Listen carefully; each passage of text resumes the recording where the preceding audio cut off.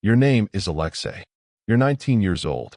And statistically speaking, you're about to die in Stalingrad. Not immediately. Not today. But the odds aren't exactly in your favor. It's August 21st, 1942. The German Sixth Army is racing toward the city, and your rifle division is crossing the Don River to meet it. Around you, thousands of Soviet soldiers march in weary silence. No songs, no speeches, no heroic optimism. Just boots scraping through dry earth beneath a punishing summer sun. Dust hangs so thick in the air it feels almost solid. Every step throws another cloud into your face. It fills your mouth, your nose. It grinds between your teeth until every breath tastes like dirt. Sweat runs freely beneath your uniform. Your rifle feels impossibly heavy, not because it's unusually large, but because you've been marching for days with barely enough sleep to remember what rested feels like. Beside you walks Dmitri. If anxiety could somehow be allergic to one man, it would be allergic to him. He never seems to stop talking, never stops making jokes. Most of them aren't very good. Ever been to Stalingrad? He asks. You shake your head without wasting the energy to answer. Me neither, he says. I hear it's beautiful this time of year. He pauses. Especially if you enjoy explosions. Nobody laughs. Not because the joke is offensive. Because nobody has enough hope left to find it funny. Dmitri simply shrugs and keeps walking. Ahead of you, the Don River stretches across the landscape like a ribbon of muddy steel. Beyond it, you finally catch your first glimpse of Stalingrad. From this distance, it doesn't look like a battlefield. Factory chimneys rise into the August sky. Smoke drifts lazily above the city. The massive tractor factory still stands. So does the Red October steel plant. Both are still producing tanks, artillery, and ammunition for the Soviet war effort. The buildings appear untouched. Almost peaceful. You study the skyline for a moment, completely unaware that within days much of what you're looking at will no longer exist. The crossing begins. Barges shuttle soldiers across the river one overloaded trip at a time. Every inch of space is occupied. Men stand shoulder to shoulder, packed together so tightly that simply turning your head becomes difficult. Rifle stocks dig into ribs. Boots step on boots. Nobody complains. Nobody wants to be the man who falls overboard. The Volga is wide here, nearly a kilometer across. Out in the middle, there is nowhere to hide. If German aircraft appear, every soldier aboard becomes an easy target. You keep looking toward the sky, waiting, listening. Nothing. Not today. The barges reach the opposite bank untouched. A small victory, the kind nobody bothers celebrating. When your boots finally touch solid ground, Stalingrad unfolds before you. The city stretches for nearly 30 kilometers along the western bank of the Volga. It's surprisingly narrow. Only a few kilometers from the river to the western outskirts. Within that narrow strip live hundreds of thousands of civilians. Apartment blocks, factories, warehouses, rail yards, concrete, steel, brick. A city built to produce war, now preparing to become one of history's bloodiest battlefields. Your orders are painfully simple. Dig in. Hold your ground. Do not retreat. Everyone has already heard about Stalin's newest order. Order number 227. Not one step back. Retreat without permission. And you may be shot by your own side before the Germans ever reach you. Strangely enough, that thought doesn't even surprise you anymore. Your unit is assigned a partially destroyed apartment building near the center of the city. The upper floors are scarred by earlier bombing. Most of the windows are gone. The basement becomes home. Someone drags an old mattress into one corner. Its springs poke through the fabric. It smells of mold, dust, and damp concrete. Yet after days of marching, it almost feels luxurious. Almost. If you're listening to this from a warm bed, take a moment to appreciate it. The clean sheets, the pillow beneath your head, the simple comfort of knowing the ceiling above you won't collapse before morning. Hold on to that feeling.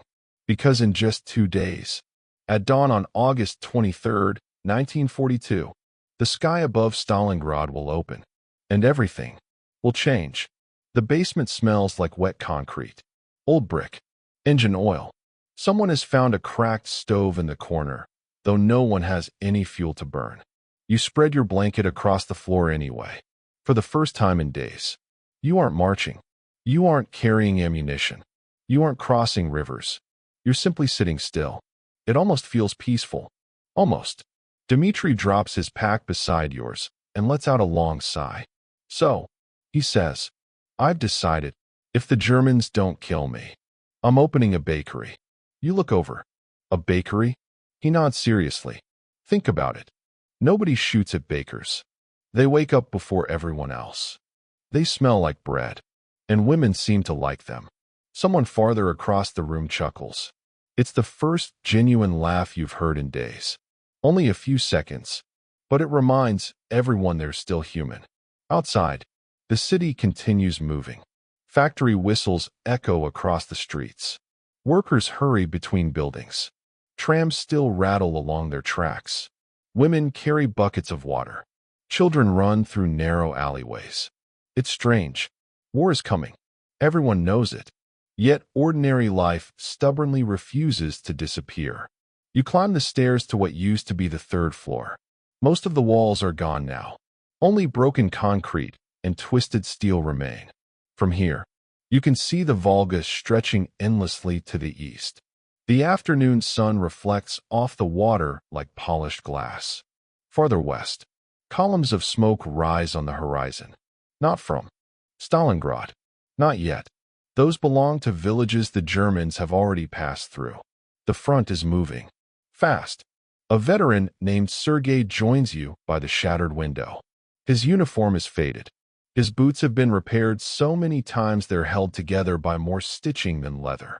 He notices where you're looking. They'll be here soon. You don't answer. They always come faster than you think. His voice is calm. Not frightened. Not dramatic. Just tired. You've only known him for a few hours. But he already sounds like someone who's lived through several different wars. That evening, political officers gather the company. Their speeches are familiar. The motherland depends on you. Stalingrad must not fall. Victory is inevitable. Every sentence sounds confident. Every promise sounds absolute. You watch the faces around you. Some men nod. Others stare silently at the ground. Nobody argues. Nobody asks questions. When the speeches finish, you receive your ammunition. A handful of stripper clips. Several grenades. A steel helmet that's slightly too large. And strict orders. Every street, every building, every staircase must be defended, no matter the cost. Later, as darkness settles across the city, you and Dmitri sit outside the basement entrance, sharing a single cigarette. He takes one drag, hands it to you. Neither of you speaks for several minutes. The silence isn't uncomfortable anymore. Eventually, Dmitri clears his throat. You think we'll actually stop them? You look toward the western horizon. The smoke seems closer now. I don't know. He nods. Me neither. Another long silence. Then, if we survive, I'm serious about that bakery. This time, you actually smile. Only slightly, but enough. The night passes quietly, almost suspiciously quietly. No artillery, no aircraft, no explosions. Only distant factory machinery echoing across the city. You sleep lightly, your rifle within arm's reach. Every unfamiliar sound wakes you. Every creak in the building makes your heartbeat quicken. Just before sunrise, you wake to complete silence. Not ordinary silence. The kind that feels wrong. You step outside. The eastern sky is beginning to brighten. A cool breeze drifts in from the Volga. For one brief moment, the city looks almost beautiful. Workers are already gathering outside the factories. Smoke rises from chimneys. Somewhere nearby, a church bell rings. Then, you hear it. A low, distant, mechanical rumble. At first, it sounds like thunder. Except the sky is perfectly clear. The rumble grows louder. Someone beside you whispers, "Aircraft." Within seconds, the entire skyline is filled with tiny black dots. Hundreds of them. flying in perfect formation. The sunlight flashes against their wings. You don't need binoculars to recognize the shape. German bombers. Behind them, fighter escorts. Dozens. Then hundreds more. The air raid sirens begin screaming. People stop where they are. Some stare upward. Others begin running. Children disappear into doorways. Factory whistles stop. The city seems to hold its breath. Beside you, Dmitri quietly says, "I don't think they're coming for the bakery." No one laughs. Not this time. Because everyone understands the same terrible truth. This isn't another bombing raid. This is the beginning. Within the next 24 hours, Stalingrad will become one of the deadliest places on Earth. And for most of the men standing around you, this peaceful morning will be the last one they ever remember. The first bomb doesn't sound like an explosion. It sounds like the sky tearing open. For a fraction of a second, nothing happens. You watch the bomb fall. A tiny black shape tumbling through perfectly blue sky. It's almost impossible to believe something so small could destroy an entire city. Then, the ground erupts. The blast slams into your chest before your ears even register the sound. Windows explode outward in every direction. Brick, glass, timber, and steel are thrown high into the air. A second bomb lands. Then a third. Then dozens more. Within moments, the entire western side of Stalingrad disappears beneath towering columns of smoke and fire. The Luftwaffe has arrived. Wave after wave of German bombers roar overhead, flying so low you can see the sunlight flashing across their canopies. They don't circle. They don't hesitate. They fly straight down the length of the city, unloading thousands of kilograms of explosives with terrifying precision. The earth never stops shaking. Buildings that stood only seconds ago begin collapsing into themselves. Entire apartment blocks fold like houses of cards. Factory roofs buckle. Water towers burst apart. Telephone poles snap. The streets vanish beneath clouds of dust so thick you can barely see 20 meters ahead. Someone grabs your shoulder. Move. You don't recognize the voice. You don't need to. You run. Everyone runs. Soldiers. Factory workers. Old men. Children. Mothers carrying infants wrapped in blankets. No one knows where safety is. They're simply running away from wherever the bombs happen to be falling. You dive behind a low brick wall just as another explosion lifts a tram completely off its tracks. The carriage lands upside down. For a moment, it's strangely quiet. Then you hear the screaming. Not one voice. Hundreds. Some trapped beneath rubble. Some calling for family members. Some too shocked to understand they've been wounded. The smell reaches you next. Smoke. Burning timber. Explosives. Then something else. Burning fuel. Somewhere near the riverfront. Oil storage tanks have been hit. Black smoke begins climbing thousands of feet into the sky. The fire spreads with astonishing speed. Broken gas mains feed the flames. Wooden homes ignite one after another. Soon entire streets are burning at once. The heat becomes unbearable. You pull your sleeve across your mouth, trying to breathe through the smoke. It barely helps.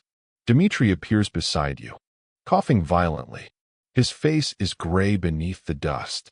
You still thinking about that bakery? You shout. He manages a tired grin. I think business just got difficult. Before either of you can move, another bomb detonates somewhere behind the building. The shockwave throws both of you flat onto the street. For several seconds, you hear nothing at all, just a high-pitched ringing. Your mouth moves. No sound comes out. You touch your ears. They're wet. Blood. Around you, the city has become almost unrecognizable. Landmarks you noticed only yesterday are simply gone. The apartment building where your company slept through the night is collapsing floor by floor. The factory district is hidden behind walls of flame. Even the Volga seems to disappear beneath drifting smoke. Hours pass, or maybe minutes. Time has stopped making sense. The bombing never seems to end. Every time you think the last aircraft has passed, another formation appears overhead. By late afternoon, Stalingrad is burning from one end to the other. The fire creates its own weather. Columns of hot air rise into the sky with such force they pull fresh oxygen through the streets. The wind becomes violent. Flames leap from building to building without warning. People trying to escape are overtaken by walls of fire moving faster than they can run. You help pull survivors from beneath collapsed masonry.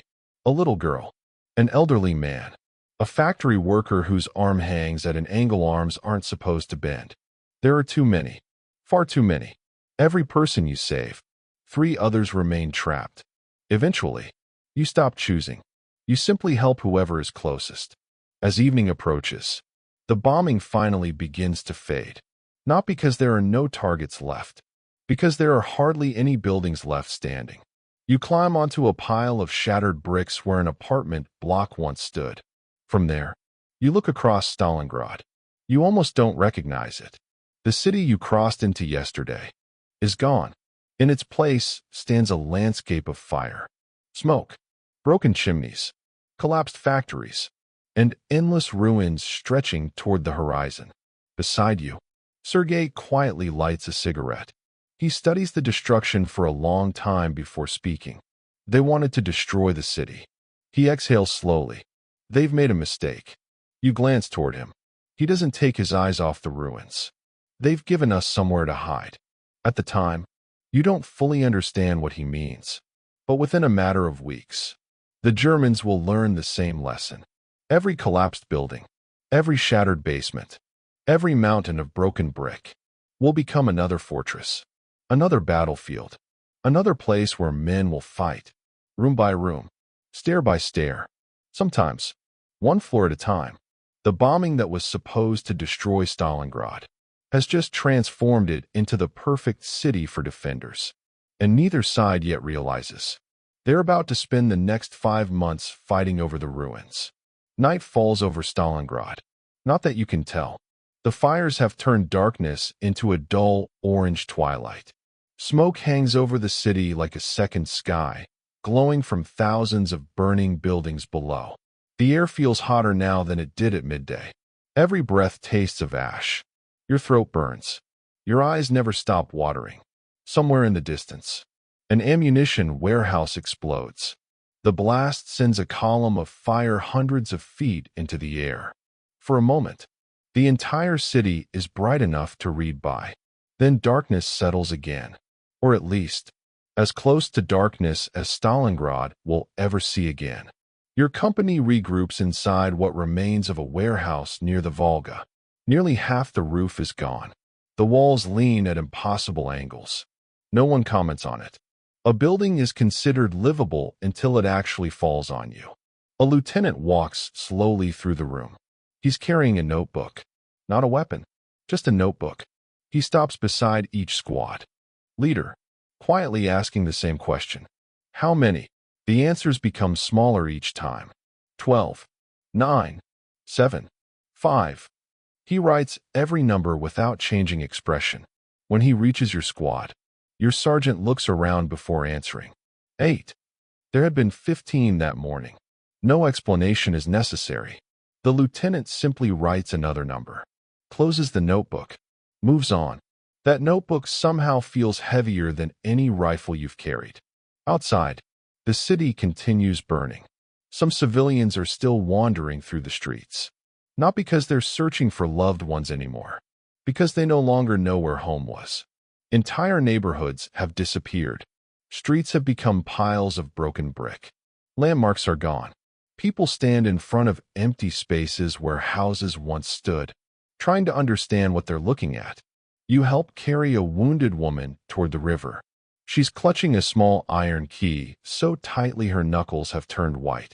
At first, you assume it's the key to her apartment. Then you realize there isn't an apartment anymore. There isn't even a building. Only rubble. Still, she refuses to let go. Perhaps it's the last proof that home ever existed. You never learn her name.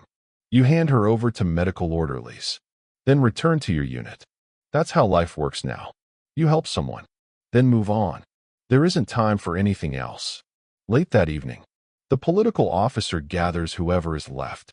He doesn't stand on a crate. He doesn't raise his voice. For the first time, he looks almost as exhausted as everyone else. Comrades, he says quietly, the Germans believe they've destroyed Stalingrad. He gestures toward the burning city. They're wrong. No one cheers. No one applauds. Everyone simply watches the flames.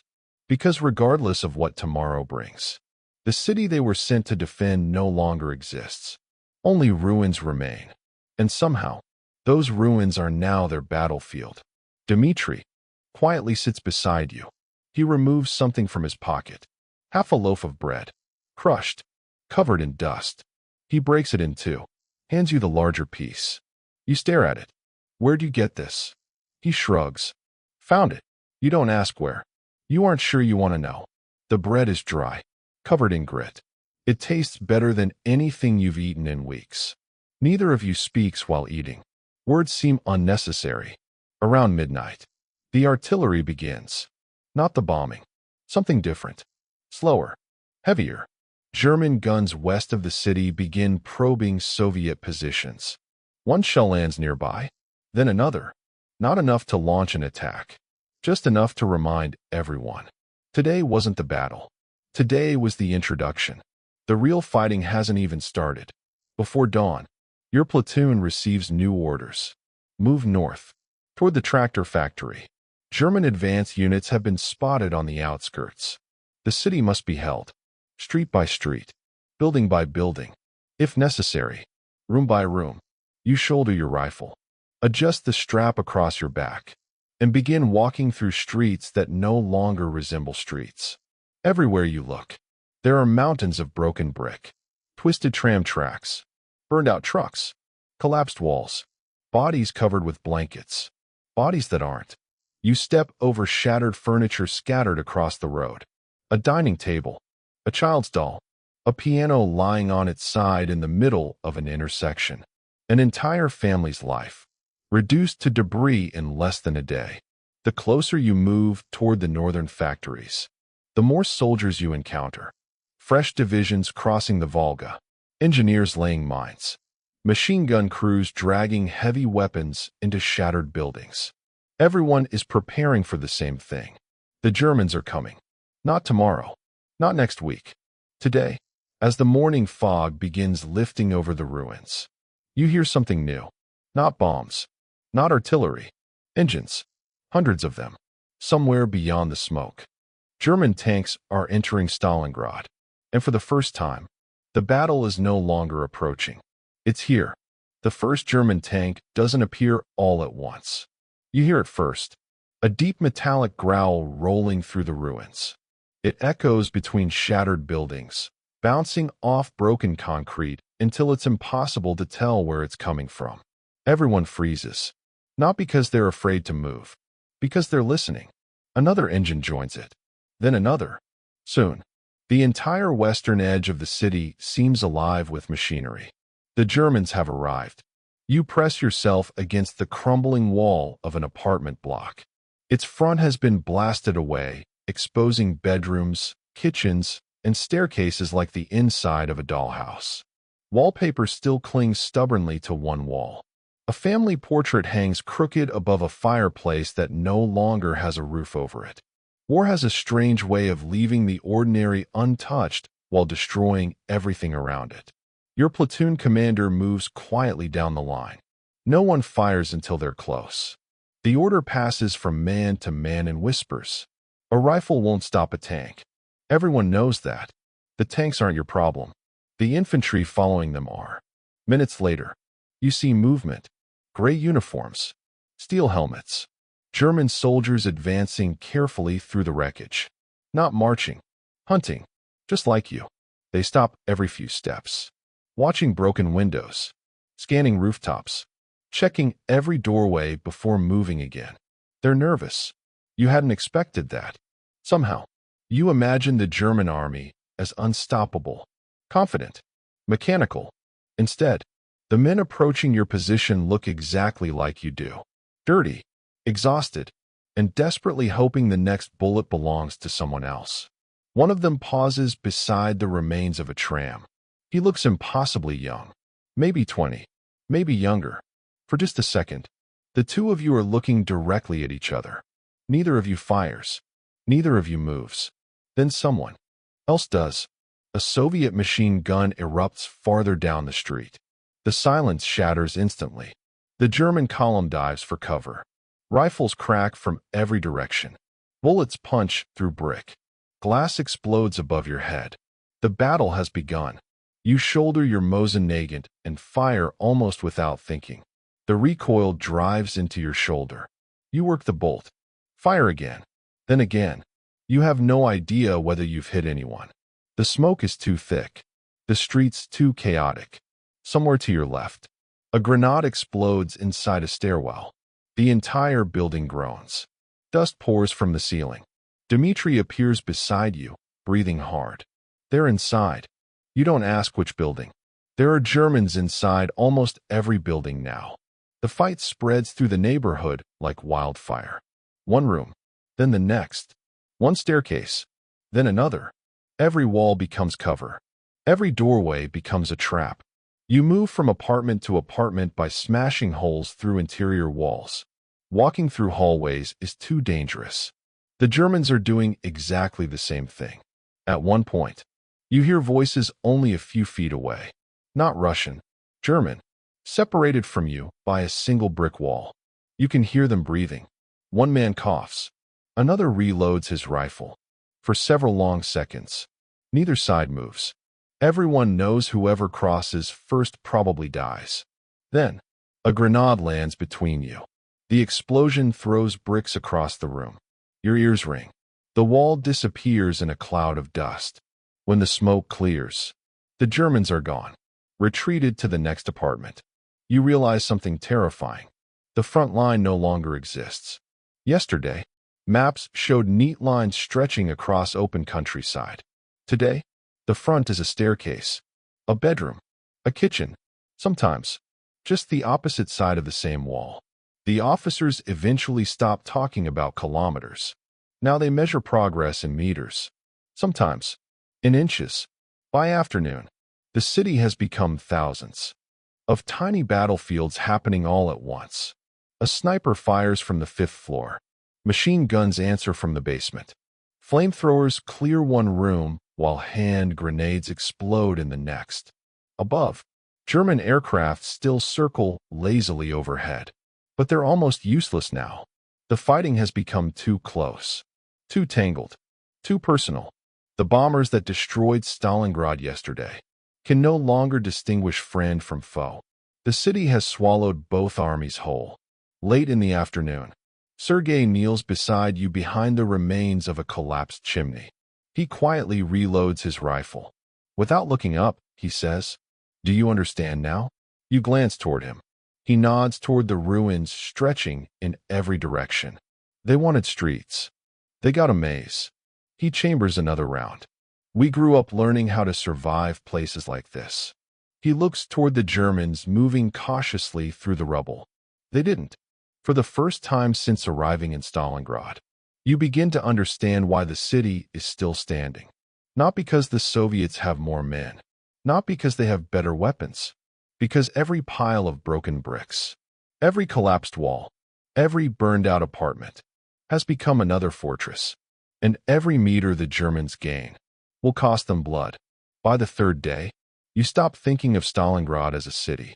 Cities have streets, addresses, neighborhoods. This place has none of those anymore. It's become a landscape of broken brick and twisted steel. The maps in your officers' pockets are already useless. Buildings no longer resemble the shapes printed on paper. Entire blocks have collapsed into piles of rubble taller than the houses they once were. Landmarks disappear almost daily. A factory chimney falls. A church burns. A school simply vanishes after an afternoon of shelling. Every morning, you wake up inside a place that's somehow become even less recognizable than the day before. You learn to navigate by memory instead. The shattered railway carriage. The burned-out tram lying on its side. The apartment building with blue wallpaper still hanging from one lonely wall. Those become your landmarks now. Not because they're permanent. Because they're among the few things that haven't been destroyed yet. The Germans keep coming. Methodically. Patiently. Every attack follows a familiar pattern. Artillery first. Always artillery. The shelling pounds your position until the walls begin shedding bricks like autumn leaves. Dust fills every room. Windows that survived yesterday finally give up today. Then, silence. You've learned to fear that silence, because it never lasts. A few minutes later, the infantry arrives, gray figures emerging through drifting smoke. Some hugging walls, others darting from crater to crater. Always probing, always searching for weakness. Sometimes they reach your building, sometimes they don't. When they do, the fighting changes. Rifles become awkward. Bayonets suddenly make sense. Grenades become more valuable than bullets. A single staircase might change hands 3 or 4 times before sunset. One afternoon, you defend the second floor of a ruined apartment block for nearly 6 hours. By evening, the Germans hold the third floor. Your platoon still controls the first. Nobody controls the second. It's simply filled with smoke, broken furniture, and bodies neither side has been able to recover. Welcome to Stalingrad, a place where the front line runs through someone's living room. The strangest part, you begin recognizing the enemy, not individually, collectively. There's a German machine gunner who always opens fire just after dawn. A sniper somewhere across the street who favors the broken bell tower. Every afternoon, around the same time, someone throws grenades through the same shattered window. You don't know their names. They don't know yours. Yet after enough days, you begin fighting the same people over and over again. The battle shrinks. Millions of soldiers, hundreds of thousands inside the city. Yet your war has become one ruined block, one collapsed factory, one staircase. Dmitri eventually points toward the building opposite yours. You see that chimney? You nod. If the Germans ever take it, we're in trouble. You study the chimney. It's nothing special, just another cracked brick stack rising above the ruins. Still, you understand exactly what he means. From there, the Germans could see straight into your position. A few hours later, they take it. The first sign is movement. A helmet appears briefly near the top, then disappears. Minutes later, machine gun fire begins pouring down into your street. Everything changes. Supply runners can no longer cross safely. Medics become trapped. Even lifting your head above a windowsill becomes dangerous. One chimney, one position, one tiny piece of high ground. It changes the entire battle around you. That's Stalingrad. Victory isn't measured in miles. Sometimes, it's measured in a single room. The days begin blending together. Morning shelling, afternoon assaults, night patrols. You stop asking what day it is. Nobody seems to know anymore. The calendar has become irrelevant. Your world now runs on different measurements. How much ammunition remains? How many grenades are left? How many men answered roll call this morning? One evening, your sergeant quietly counts heads. 7. Yesterday there were 9. Nobody asks what happened. Everyone already knows. Later, you discover one of the missing men asleep behind a collapsed wall. At least, you think he's asleep, until you notice the dust covering his face hasn't moved. No breathing, no sound, just silence. You kneel beside him for a moment, trying to remember his name. It takes longer than it should. That realization frightens you more than anything that's happened all day. Not because you've forgotten, because forgetting has started to become normal. The war isn't just wearing down your body anymore. It's slowly eroding your memory, your emotions, even your sense of who you were before all this began. And somewhere beyond the smoke, the Germans are preparing another attack. Because for them, just like for you, tomorrow will look almost exactly like today. After a week, you stop believing the Germans are trying to capture the city. It feels more like both armies are simply trying to survive it. Every sunrise begins the same way. Someone shakes your shoulder. Not gently. Nothing is gentle anymore. Your eyes open before your mind does. For one confused second, you forget where you are. Then the smell reminds you. Dust, smoke, burned brick, unwashed bodies. Cordite, Stalingrad. Your breakfast is whatever happens to exist. A heel of black bread, half a tin of stewed meat if supplies manage to cross the Volga overnight. Sometimes nothing at all. You stop thinking about meals. Food becomes fuel, nothing more. The real challenge isn't hunger. It's water. The Volga sits only a few hundred meters away, close enough to see, sometimes close enough to hear. Yet crossing those few hundred meters can be a death sentence. German artillery watches the shoreline constantly. Every boat becomes a target. Every supply run a gamble. Every wounded soldier waiting to cross the river knows exactly how fragile hope has become. One afternoon, you volunteer to carry ammunition from the riverbank. Not because you're particularly brave, because someone has to. The journey begins before sunset. You weave through collapsed buildings until the river finally comes into view. For the first time in days, you see open water. It almost looks peaceful. Then artillery lands beside the shoreline. A column of muddy water shoots 30 feet into the air. Another shell follows. Then another. The Germans know exactly where the boats land. They're waiting. You crouch behind a shattered concrete wall with half a dozen other soldiers. Nobody speaks. Everyone watches the opposite bank. Finally, a small boat appears through the smoke, its engine barely audible above the shellfire. The pilot never slows down. He steers directly toward the burning shoreline. 2 more shells splash into the river. The boat keeps coming. When it reaches the bank, everything happens at once.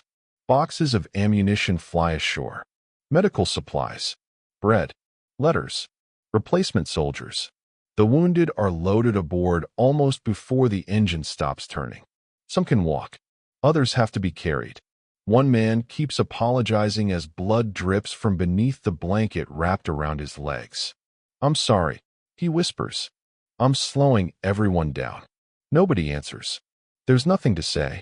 Within 2 minutes, the boat pushes away again, heading back across the Volga.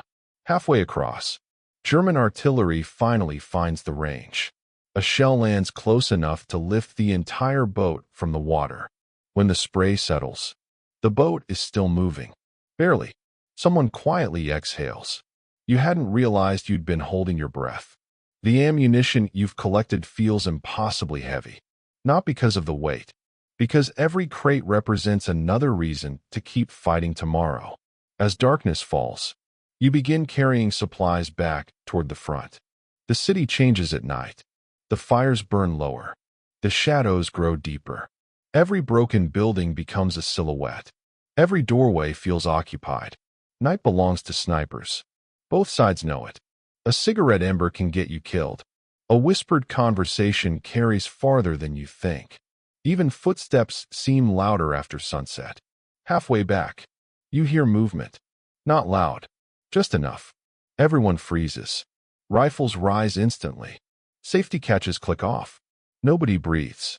The footsteps stop. Silence. Then, a frightened dog emerges from the darkness. Its ribs show through dirty fur. One ear is missing. It pauses, looks at all of you, then quietly disappears into another ruined building. Nobody lowers their rifle for several seconds. That's what the city has done to all of you. Everything has become a threat, until proven otherwise. When you finally reach your position, Dmitri is waiting. He smiles when he sees the ammunition. "I was beginning to think you'd found that bakery." You laugh. Actually laugh.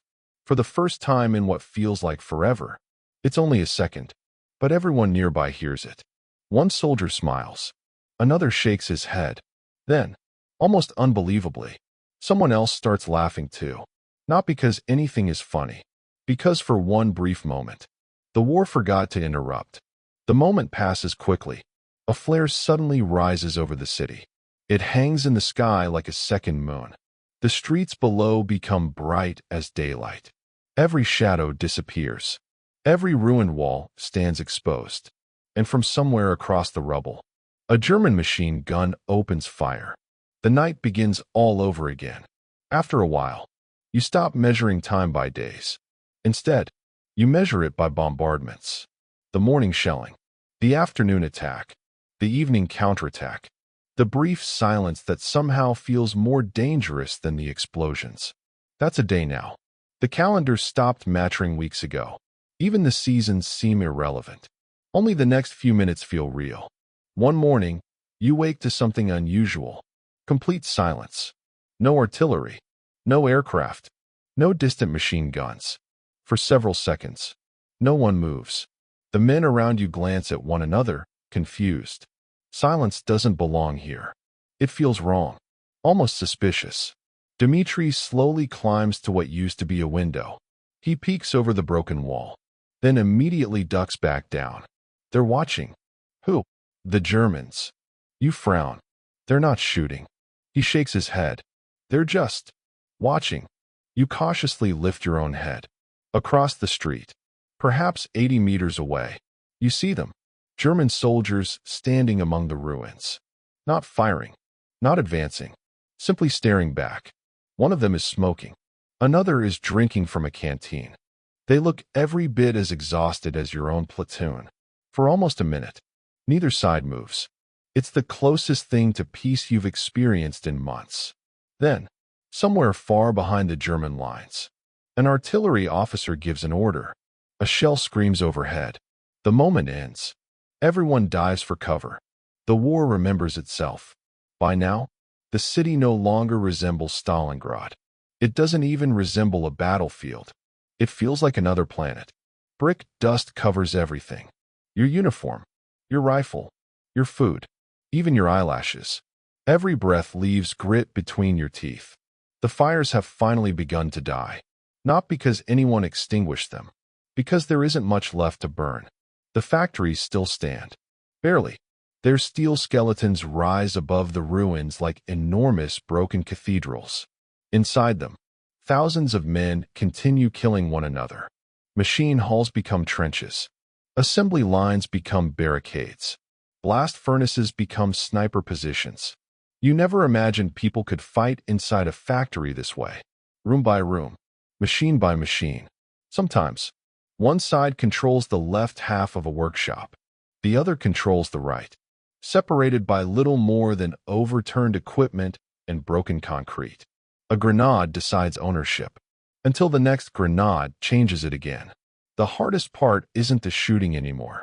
It's staying awake. You've slept. But not really. 20 minutes here. Half an hour there.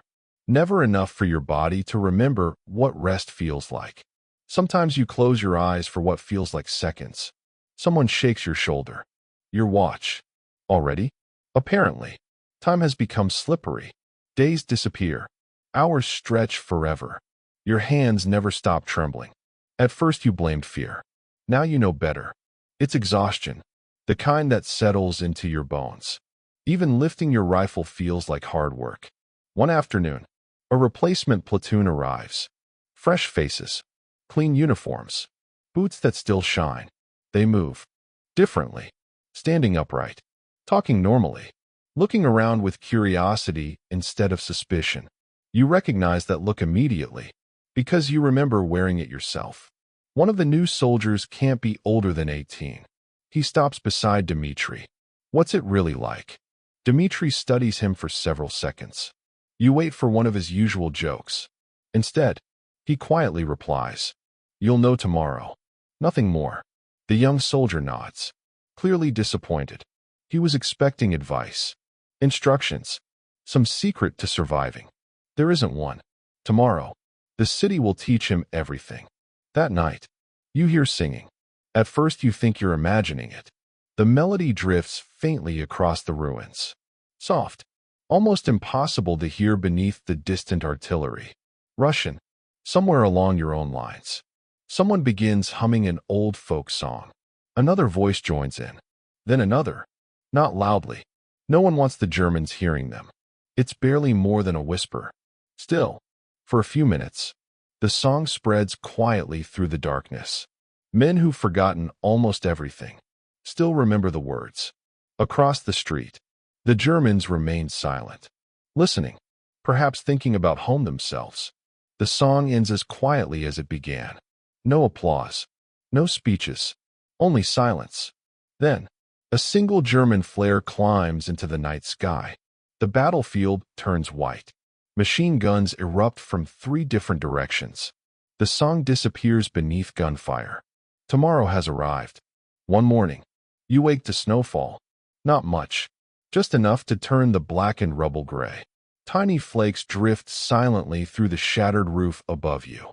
For a brief moment, the city almost looks peaceful. Almost. The snow settles on broken bricks, twisted steel, burned-out tanks, and the men who never made it inside. Nobody stops to admire it. Winter isn't beautiful here. It's another enemy. The cold arrives slowly at first. Your breath hangs in front of your face. Your fingers become stiff before breakfast. The damp wool of your uniform never fully dries anymore. Then, almost overnight, everything freezes. Water inside abandoned pipes bursts them apart. The muddy streets harden into jagged ridges. Puddles become sheets of ice covered by fresh snow. Walking becomes dangerous, not because of the Germans, because one careless step can send you crashing into the open. The temperature keeps falling. Every morning, you wake up wondering whether your feet still work. You stamp them against the floor. Wiggle your toes. Wait for the pain. Pain is good. Pain means they're still there. The Germans are changing too. You notice it in small ways. Their attacks become shorter, less confident. Prisoners captured near the factory district look thinner than they did weeks ago. Their uniforms hang loosely from their shoulders.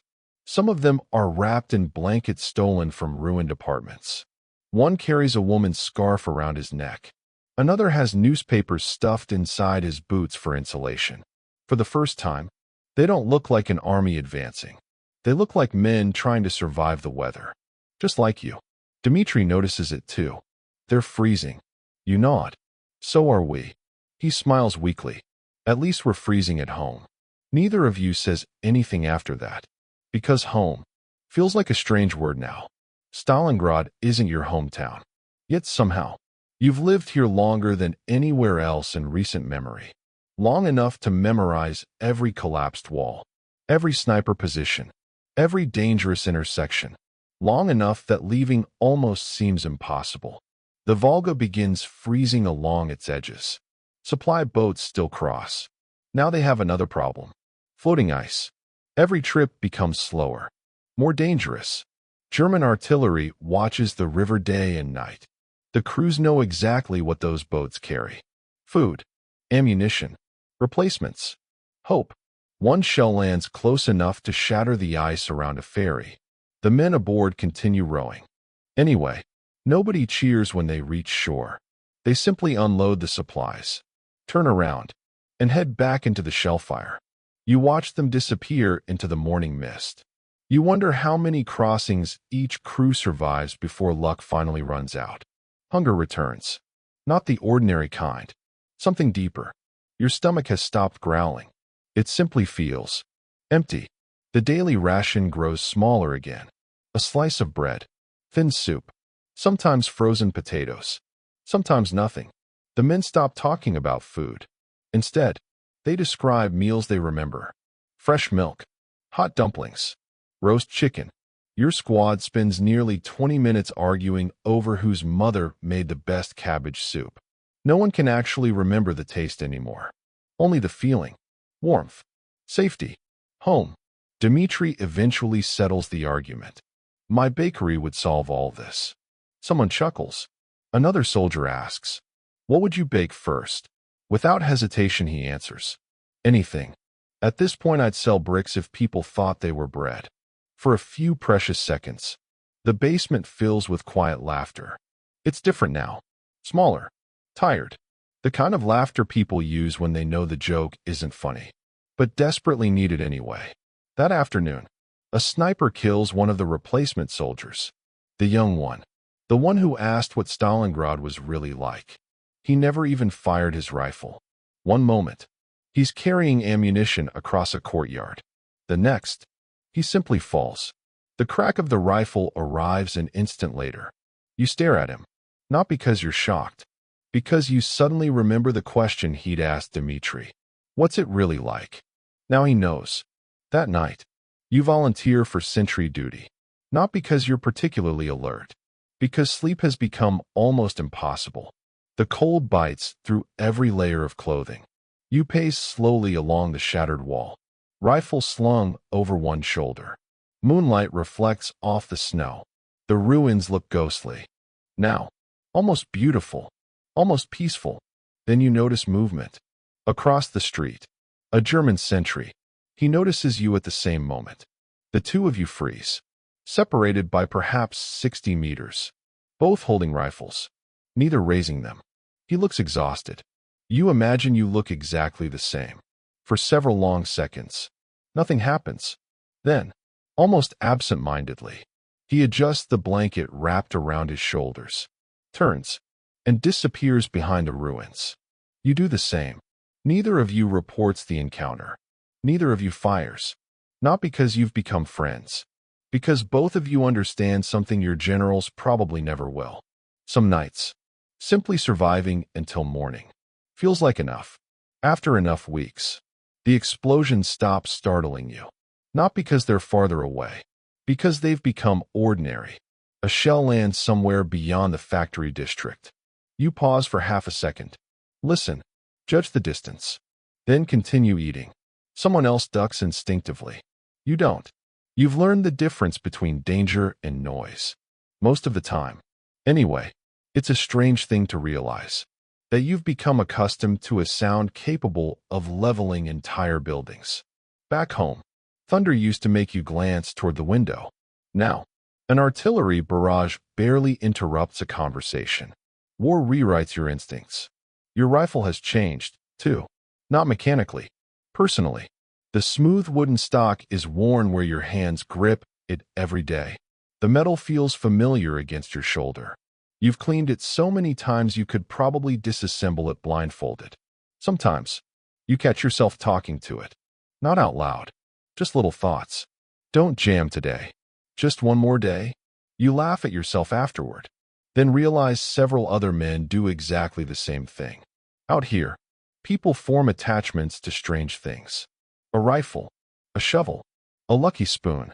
Anything that has managed to survive as long as you have. The city keeps shrinking. Not physically, mentally. Weeks ago, Stalingrad felt enormous. Factories, parks, rail yards, entire neighborhoods. Now, your world fits inside a few ruined blocks. You know every crater, every collapsed staircase, every doorway wide enough to crawl through, every exposed street where crossing means gambling with a sniper's patience. You've forgotten what lies beyond them. Sometimes, you forget there's even a world outside the city. One afternoon, your platoon is ordered to reinforce a position inside the Red October steel plant. The factory is barely recognizable. The roof has collapsed in several places. Molten steel no longer pours from the furnaces. Instead, the enormous halls echo with rifle fire. Conveyor belts have become barricades. Steel presses serve as machine gun nests. Half-finished tank hulls sit abandoned exactly where workers left them months ago. One still bears fresh welding marks. Another has never received its turret. The war arrived faster than the factory could finish its work. Now, the factory itself has become the weapon. Inside, visibility is almost non-existent. Smoke hangs beneath the twisted roof. Every sound echoes. A single rifle shot becomes impossible to locate. Footsteps bounce off concrete. Voices seem to come from everywhere at once. You move cautiously between enormous machines. The smell is different here. Less smoke. More oil. Hot steel. Burned wiring. The factory still feels alive somehow, as though it remembers what it used to build.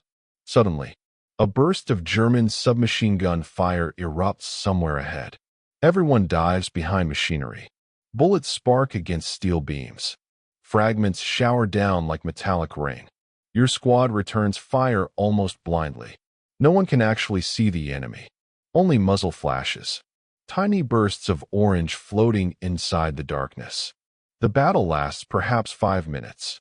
Or 30. Time behaves strangely indoors. Eventually, the firing stops. Silence settles over the workshop once again. No one celebrates. Nobody knows who won.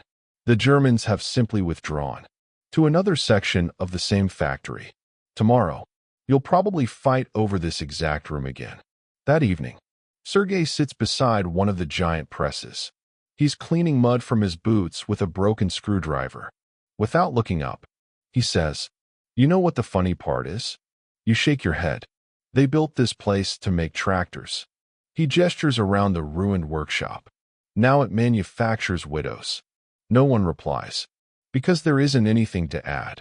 As darkness settles over the factory, snow begins falling again. Softly, almost gently, tiny white flakes drift through the holes in the roof, landing on twisted steel, broken glass, abandoned helmets.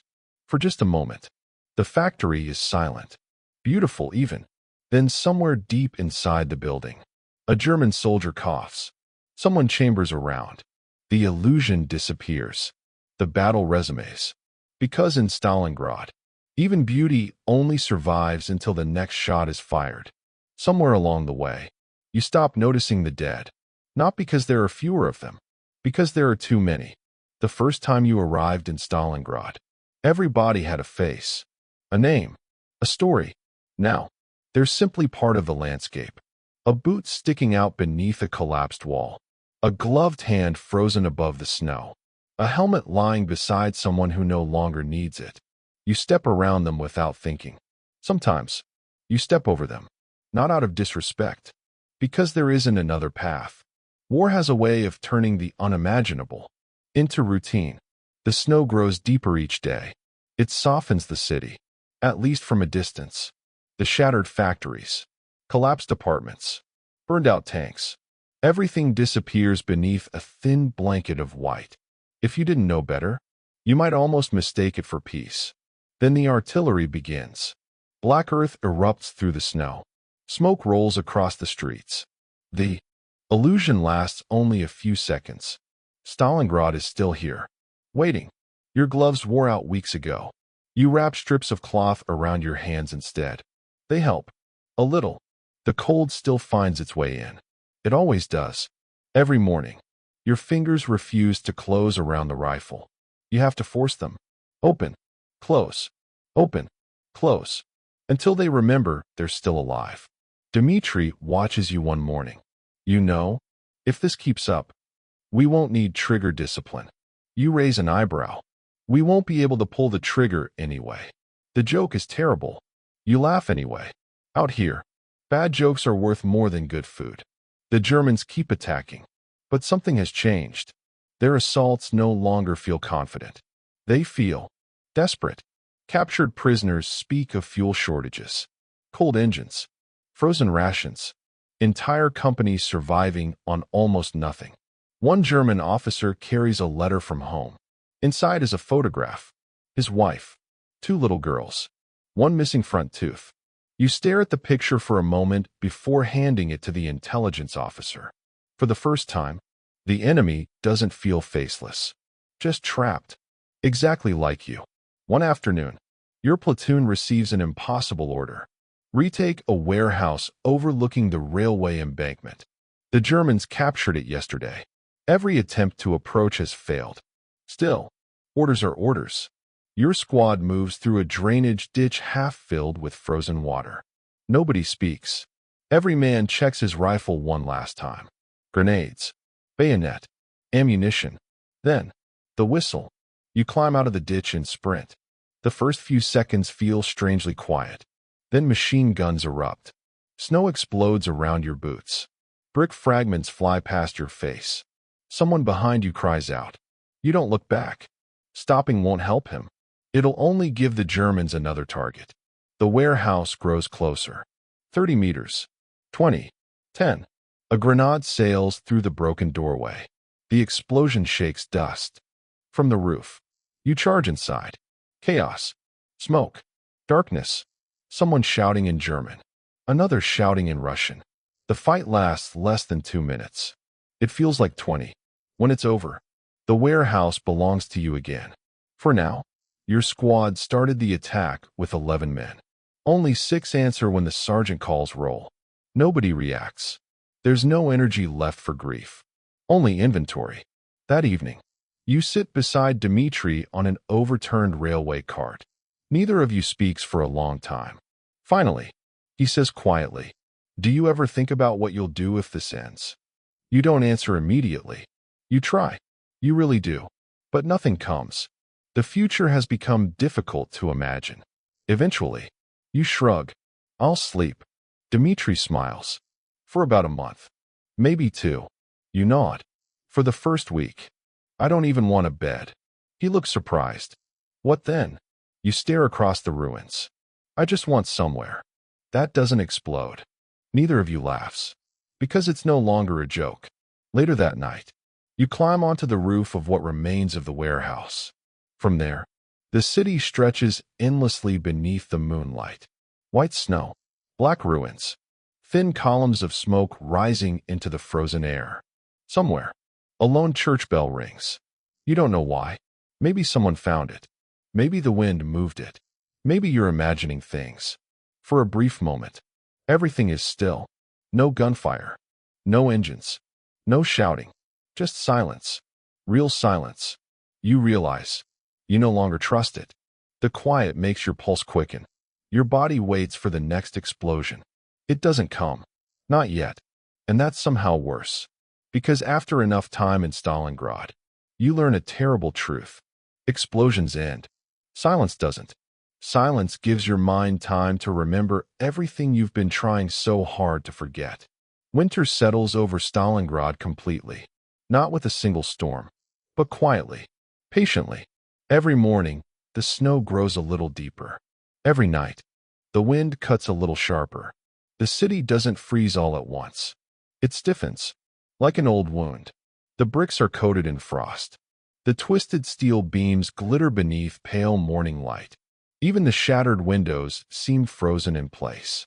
It's beautiful, in the same way abandoned cemeteries can be beautiful, peaceful, until you remember why no one is there. The cold changes everything.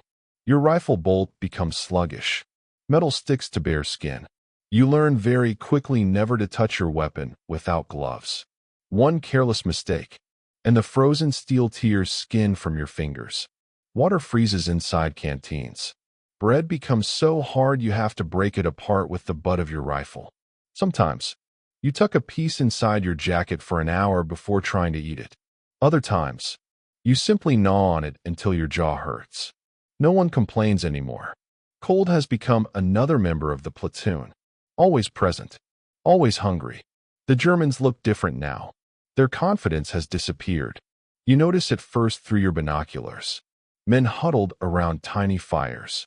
Soldiers wrapped in blankets instead of proper winter coats. A truck abandoned because its engine refused to start. Another because there was no fuel left to put inside it. Their attacks still come, but they're slower, less certain, almost reluctant. The city is wearing them down, just as it's wearing you down. One morning, you notice something strange. The artillery sounds different. Not closer, farther away, and heavier, deep, continuous. It rolls across the frozen landscape like distant thunder. Sergei hears it too. He pauses while cleaning his rifle. That's not here. You glance toward the western horizon. No. He smiles. It's behind them.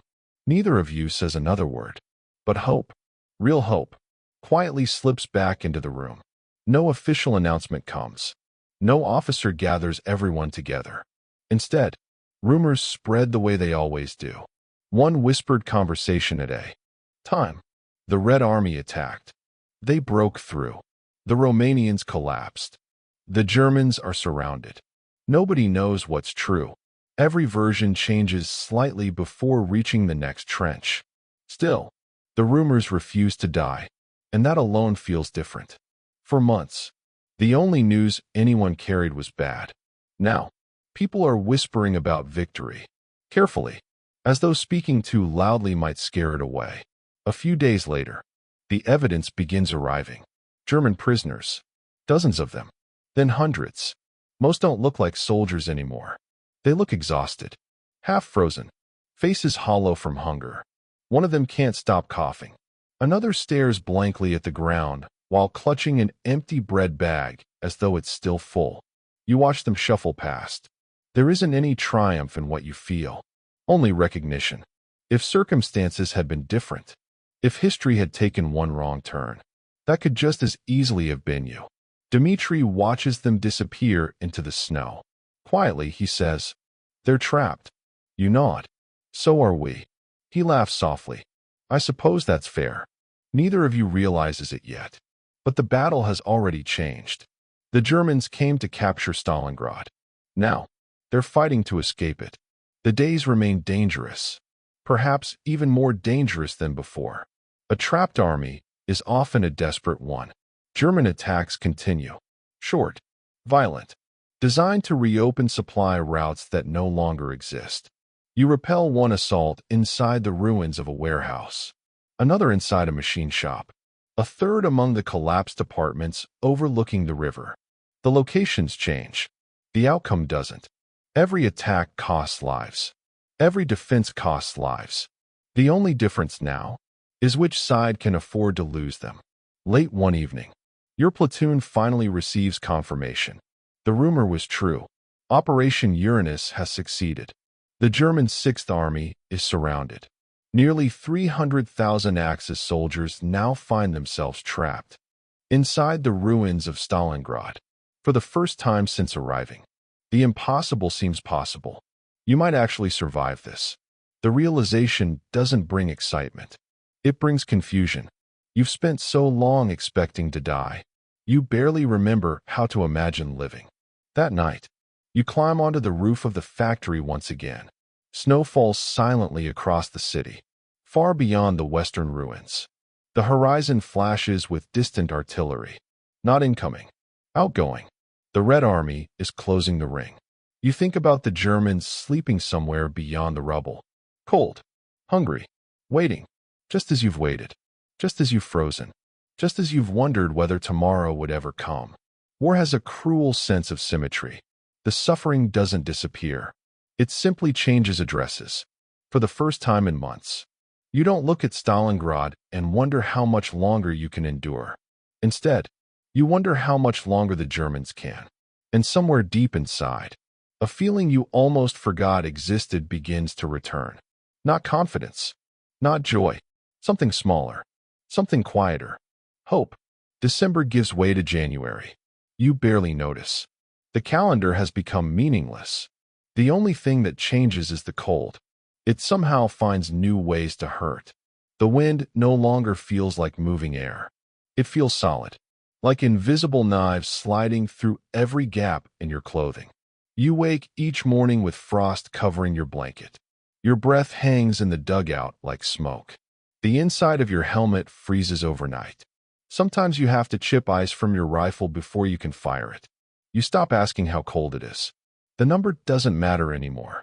Cold is simply the condition of being alive. The city grows quieter, not peaceful, empty. There are fewer artillery barges now, fewer large assaults. Not because the fighting has ended, because the Germans no longer have the strength to attack the way they once did.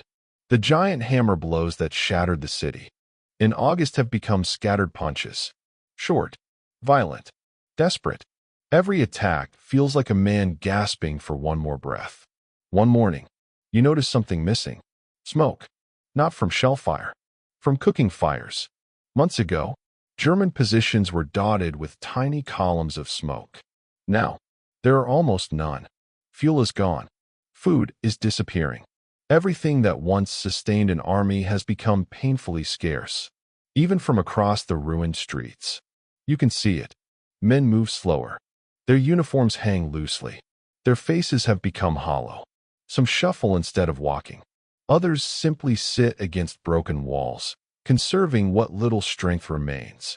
War has stripped away every symbol of power. What's left is just human beings trying to survive another day. Your own situation isn't much better.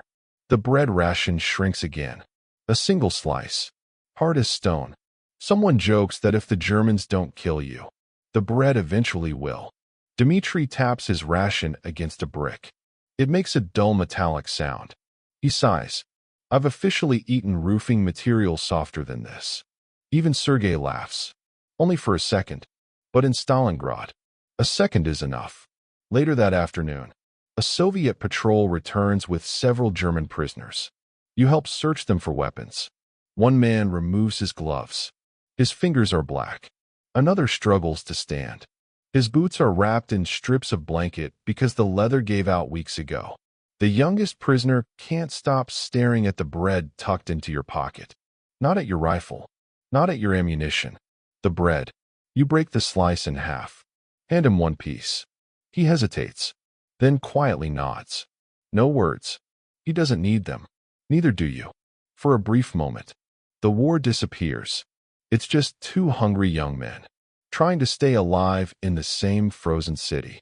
That night, the sky clears. For the first time in weeks, you can actually see the stars. Thousands of them. Bright. Sharp. Completely indifferent. The city below is silent except for the occasional crack of a distant rifle. You lean against a shattered wall and look upward. It's strange. The stars look exactly the same as they did before the war. Exactly the same as they do above your hometown. Exactly the same as they do above Germany. Somehow, that thought comforts you. The world beyond Stalingrad still exists, even if it feels impossibly far away. Days later, the sound changes again. Not louder, closer. The Red Army is tightening the ring. You can hear fighting in places that have been quiet for months. German resistance is collapsing district by district, factory by factory, basement by basement. Each day, the territory they control becomes smaller. You begin walking through streets that have been unreachable for weeks. Everywhere you look, the city bears the scars of what happened here. Apartment buildings split open from roof to cellar. Trams frozen exactly where the bombing caught them. Telephone wires hanging like dead vines between shattered poles. A piano buried beneath bricks. Its keys exposed, covered in snow. You wonder who played it. You wonder if they're still alive. You decide not to wonder too long. One evening, Dmitri sits beside you in the darkness. Neither of you says anything for several minutes. Finally, he speaks. You still think I'll open that bakery? You smile. I think you have to. He looks confused. Why? You stare across the ruined skyline. Because somebody has to prove places like this don't last forever. Dmitri nods slowly. For once, he doesn't have a joke. The next morning, you receive fresh orders. Advance. Slowly. Carefully. The Germans are falling back. Every ruined building must still be cleared. Every basement searched. Every corner treated like an ambush. Victory, even now, can still kill you. You shoulder your rifle. Adjust the worn strap across your shoulder. And step into another street of broken brick and drifting snow. Months ago, you entered Stalingrad as a frightened 19-year-old who thought wars were won with courage. Now, you know better. Wars are survived through endurance, through luck, through the stubborn refusal to stop putting one foot in front of the other. And as you disappear once more into the white ruins, you realize something quietly remarkable. For the first time since arriving, you can imagine a life after this. You still don't know what it looks like, but you can finally believe it exists. The German resistance doesn't end all at once. It unravels, one ruined building at a time, one frozen cellar, one shattered command post. Each morning, your company advances another few hundred meters, sometimes less. The fighting still flares unexpectedly. A lone machine gun hidden beneath collapsed beams. A sniper refusing to surrender. An officer gathering whatever men he can still find for one final counterattack. But those moments are becoming rare. The city has reached its limit. So have the men fighting inside it. You enter another bombed-out apartment building. The staircase collapsed weeks ago. You climb through broken floors using piles of brick as makeshift steps. On the third floor, you find them. 5 German soldiers. They don't raise their rifles. They barely look up.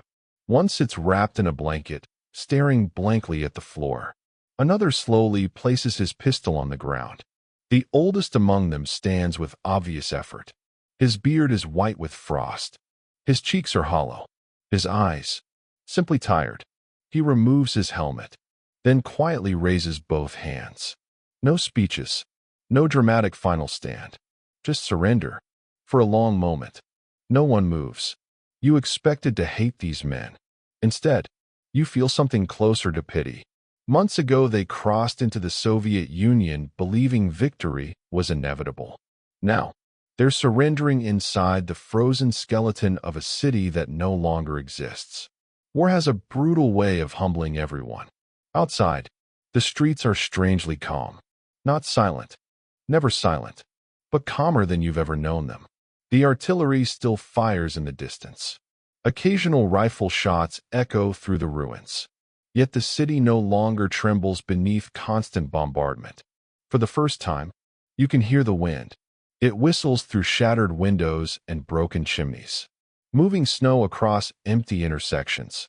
Almost gently, your platoon reaches what used to be the city square. At least, you think it is. Nothing remains recognizable. Statues lie broken across the pavement. Buildings have become mountains of brick. Street signs disappeared months ago. Only the shell of a fountain remains, half buried beneath snow. You try to imagine what this place looked like before the war. Children feeding pigeons, couples walking home from work, street vendors, trams rattling past. It's surprisingly difficult. The battlefield has erased almost every trace of ordinary life. A messenger finally arrives. He doesn't shout, doesn't gather everyone together. He simply walks from group to group, repeating the same sentence. The Sixth Army has surrendered. That's it.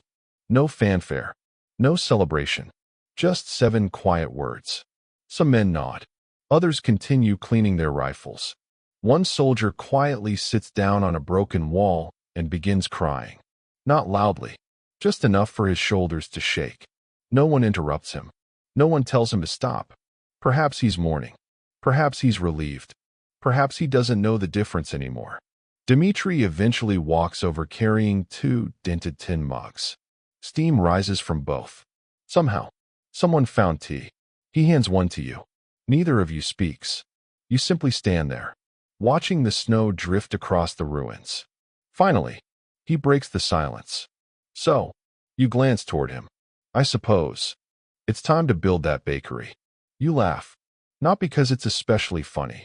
Because he promised himself that months ago. Back when Stalingrad still had streets. Back before either of you knew what this city would demand. You look around at the destruction. I think you'll have plenty of bricks. He smiles. Maybe too many. Later, you walk alone through the factory district one last time. The Red October steel plant stands in silence. Its giant machines are frozen exactly where workers left them. Snow has settled across conveyor belts. Broken cranes. Half-finished tanks. The war has stopped. The factory simply hasn't realized it yet. You run your hand across a steel beam scarred by hundreds of bullet impacts. Each mark represents someone's worst day. Somebody's last decision. Somebody's final breath. You wonder how many stories this building will never tell. Eventually, orders come. You're leaving Stalingrad. The words don't feel real. You shoulder your pack. The same pack you carried into the city months ago. It feels lighter now. Not because there's less inside. Because you've left so much behind. Friends. Dreams. The version of yourself that believed surviving was simply a matter of courage. As you walk toward the Volga, you stop one final time. Behind you, the city stretches beneath a pale winter sky. There are no victorious banners fluttering over intact buildings. No cheering crowds. No triumphant music. Only broken walls. Frozen smoke. And silence. So much silence. You realize something then. History will remember this place as one of the greatest victories of the Second World War. Generals will study it. Historians will debate it. Maps will mark where armies advanced and where they retreated. But none of those maps will ever show what it felt like to stand here, to breathe this air, to watch an entire city disappear one brick at a time. Years from now, people will ask what Stalingrad was like. Some will expect stories of heroism. Others will ask about tanks or famous generals. You won't tell them about those things. You'll remember the smell of smoke frozen into your clothes, the sound of boots crunching across broken glass, the warmth of a shared cup of tea after weeks of cold, a terrible joke about opening a bakery, a loaf of bread divided between strangers, the strange comfort of hearing someone laugh, even for only a second, because that's what war really leaves behind. Not just battles, not victories, memories, small ones, ordinary ones, the kind that somehow survive when entire cities don't. And perhaps that's the most extraordinary thing of all.